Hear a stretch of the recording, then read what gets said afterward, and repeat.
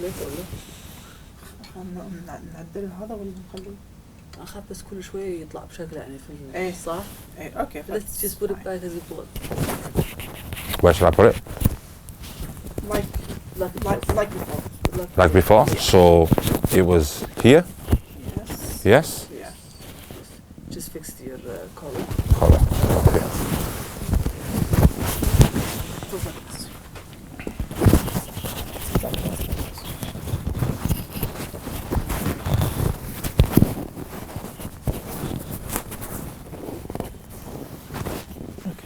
Okay, brilliant. Okay.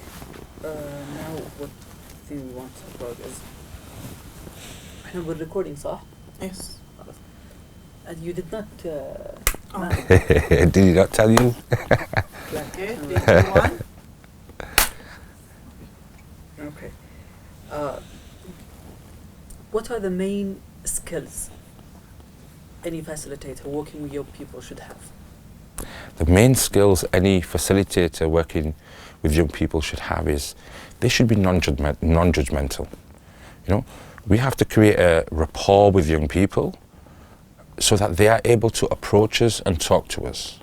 So we as facilitators are their role models, where an avenue whereby we should be able to create a safe space where they can tell us about their issues.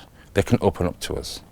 If they can't open up to their parents, or they cannot open up to their teachers, then we are the ones that should embrace them, ensure there's a positive atmosphere whereby they can trust us and they can talk to us openly.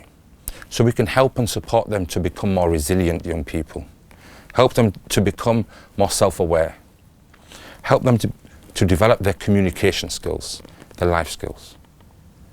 Other key skills a facilitator needs is reflection. Reflection is key to everything that we do. Every time we engage with a young person, every time that we deliver a program, and even in leadership they talk about reflection. Yeah? So reflecting on our own practices, reflecting upon the organisation, understanding what the culture is like, understanding what we can improve on and what we can do better. So reflection is a key skill for any facilitator. Also, key skills are understanding, so knowledge.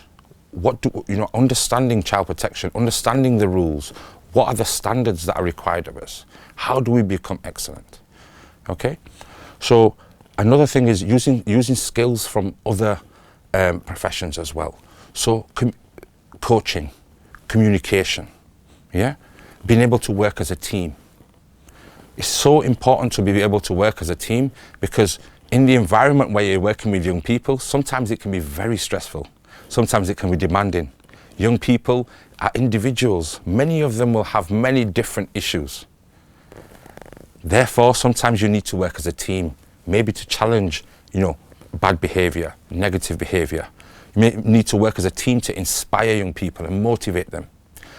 Different members of the team will have as a team, you have a diverse skill set. So different members of the team may be even better at working with those that are hard to reach, those that are challenging. Other members of the team may be able to inspire and motivate the more talented young people. You may have specialists within your team that work with young people with special needs and additional needs. So working as a team, you should be able to use each of the skills where it will add value to what you're doing. Okay? So we talked about communication, we talked about understanding, having knowledge, etc. Those are the main skills that are needed for a good facilitator. Another key thing is about listening. We have to be able to listen. So when we're facilitating this training workshop, we want to be able to listen to what the participants are saying.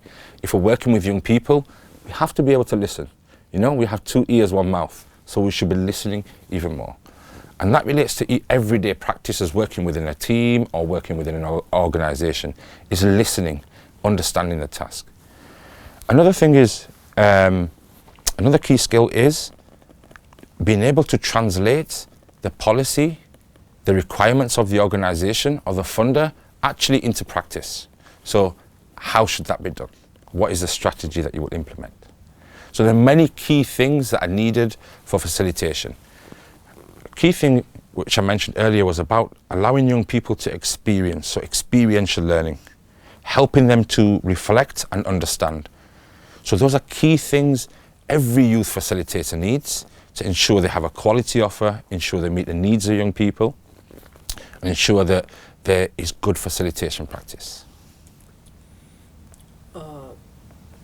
What are the measures needed by leaders working with young people to maintain professionalism? Professionalism. Yes. Okay. We in the United Kingdom, we have the National Occupational Standards. Okay, these are guidelines where it shows us, it's the guidelines for how we should work with young people. There's three different aspects to it. So the work that we should do with young people as youth workers. There are also guidelines on how we develop strategy and policy and change, and how we involve young people within that. And there's also something around the guidelines around managing and leading teams. So how you should manage people. And within that, for each section, there's also behaviors. Actually, what behaviors are required to ensure that what you're doing is quality, what you're doing is best practice. And these are guidelines. Also, within any organization, we talked about policy as well. You should also have policies on actually professional boundaries. So you don't become over familiar with young person. So you don't become too familiar whereby you are taking them in your own car and dropping them off at home. There should be a certain limitation and professional boundaries around that. So that is one example. Other examples are we shouldn't really exchange numbers with young people. You know, we shouldn't have their numbers on our personal phones. So all youth organizations will have these policies in place within their safeguarding policies. There's also policies around the digital world, so social media. So what to share, what not to share, how to maintain that professional boundary and be a role model. Yeah. So those are the things that we use as guidance and policy to ensure that whatever we do is good practice and we maintain professional boundaries. And I would love to see the development of professional boundaries, the development of some standards for Saudi Arabia. You know, today we had an amazing debate within one of the workshops whereby the participants were having a debate about professional standards. Do they require national occupational standards? Majority of them, most of them said yes. If we had to work with youth, we want to be the best we can, and we want young people to be the best we can. So for that, the backbone of that is they need guidance. And they can share. There's many places in the world that do have guidance for youth workers in terms of the national occupational standards. So there's guidelines within Europe, there's guidelines within Australia, within America, and many other places. So it's a key starting point for me would be to learn from others. Great. I think we've covered everything we need. Mm-hmm. Thank you very much. Cool. Can I watch that back? Is that okay? Yeah. Yeah? Yeah, please.